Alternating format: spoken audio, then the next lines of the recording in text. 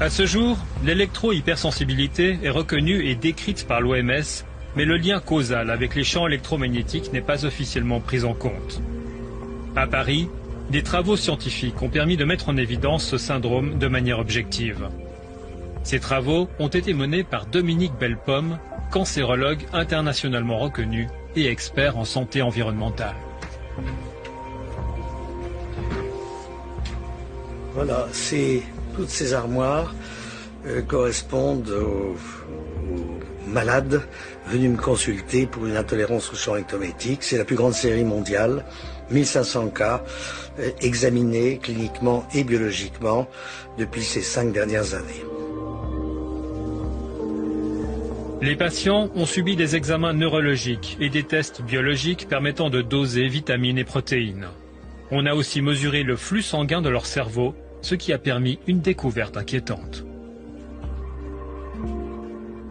Nous observons effectivement que certaines zones du cerveau sont moins bien irriguées que d'autres, que ce soit lié à une baisse de fluidité du sang, notamment avec des globules rouges qui s'agglutinent, ou tout simplement aussi avec des capillaires sanguins cérébraux qui sont anormaux. Toujours est-il qu'il y a insuffisamment de sang qui passe, si vous voulez, dans ces zones du cerveau, et à partir du moment où vous avez une baisse du flux sanguin dans certaines zones du cerveau, vous avez une baisse d'oxygène, et quand vous avez un manque d'oxygène qui arrive au niveau des neurones, qui sont les cellules nobles du cerveau, eh bien effectivement, vous avez dans un premier temps un dysfonctionnement des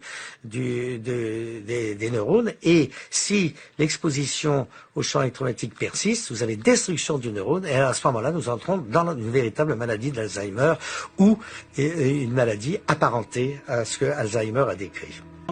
Nous arrivons à un autre examen qui prouve que la radiation par micro-ondes électromagnétiques causée par la téléphonie mobile provoque un effet biologique dans notre corps.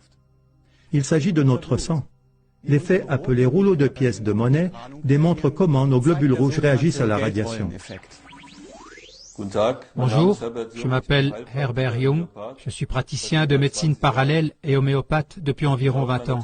Dans mon travail, j'ai constaté qu'il y a de plus en plus d'obstacles à la guérison qui sont causés par la téléphonie mobile.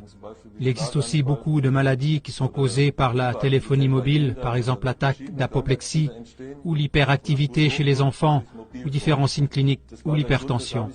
C'est pourquoi je me suis aussi préoccupé de la microscopie sur fond noir, parce que selon mon point de vue, c'est la seule méthode avec laquelle on constate par image la gravité de la manière dont la téléphonie mobile agit. Je prends maintenant une goutte de sang d'un sujet d'expérience qui n'a pas été ou qui n'est pas exposé à la charge de la téléphonie mobile et vous verrez par la suite comment cela agit.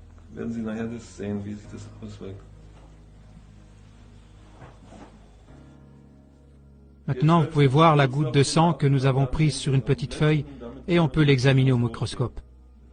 On peut bien voir comment le sang apparaît. Maintenant, je place la petite feuille de sang sous le microscope. Oui, là vous voyez maintenant le sang vital d'un patient qui n'est pas exposé à la charge de la téléphonie mobile. Là vous voyez que les érythrocytes sont bien libres. On peut voir le sérum du sang. Il n'y a pas non plus de réseau de toiles d'araignée dedans, donc les philites. Ensuite, je pense que nous allons faire une autre expérience pour voir comment se présente le sang chez la même personne test, après 3 minutes de conversation avec un portable. Bon, maintenant je vais rallumer le portable. Allô?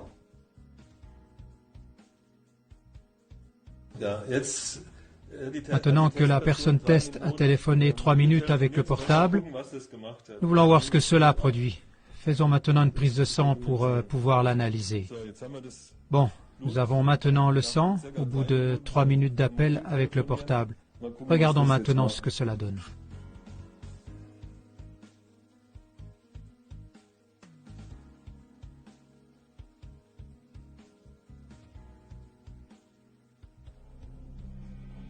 Voyez, ce sang de la même personne qui était tout à l'heure bien séparé et comment maintenant les globules rouges se sont concentrés ensemble comme des rouleaux de pièces de monnaie. Bien entendu, le sang ne peut plus faire son travail. Si c'est une condition permanente, il se forme une forte thrombose à un certain moment et ça dépend de l'endroit où elle se fixe. Si c'est au cerveau, il y aura une attaque d'apoplexie. Si c'est au cœur, ça provoque un infarctus cardiaque ou au poumon des thromboses, selon l'endroit. On se pose la question de savoir si on peut survivre à cela ou en rester paralysé. En 2011, le Centre international de recherche sur le cancer, une agence de l'OMS, classe les champs électromagnétiques de la téléphonie mobile, du sans-fil et du Wi-Fi comme des cancérigènes possibles. Une des études les plus récentes sur le cancer a été commanditée par le gouvernement américain à travers son programme toxicologique national. Le but, étudier des rats et des souris soumis au rayonnement de la téléphonie mobile de manière continue sur 2 ans. Nous avons contacté Ron Melnick, la personne qui a conçu le programme de recherche. Il a répondu à nos questions depuis le Connecticut.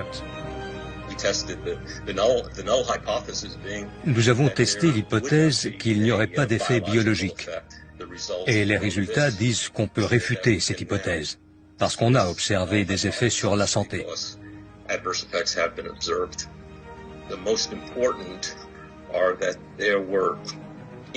Le plus important, c'était une augmentation de tumeurs au cerveau, des gliomes, et une augmentation de schwannomes du cœur, une tumeur bénigne. Les cellules de Schwann composent les gaines des nerfs. Là, c'était dans le cœur. Il y avait aussi des dégâts à l'ADN observés dans les cellules du cerveau des rats et des souris.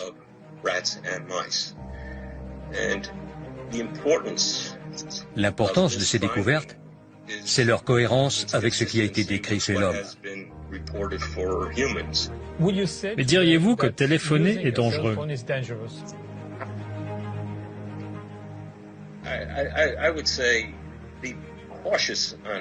Je dirais qu'il faut être conscient de la manière de l'utiliser. Les enfants devraient être limités dans la durée d'utilisation, surtout quand on sait que les radiations pénètrent plus profondément, avec plus d'intensité dans un cerveau d'enfant. Un cerveau d'enfant en développement est plus vulnérable à ces agents. Mon conseil, soyez conscient de ça.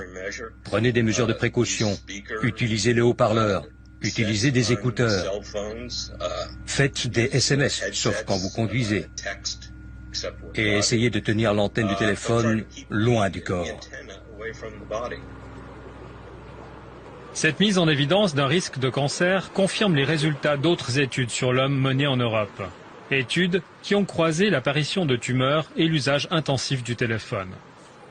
Toutefois, il existe encore de nombreux sceptiques.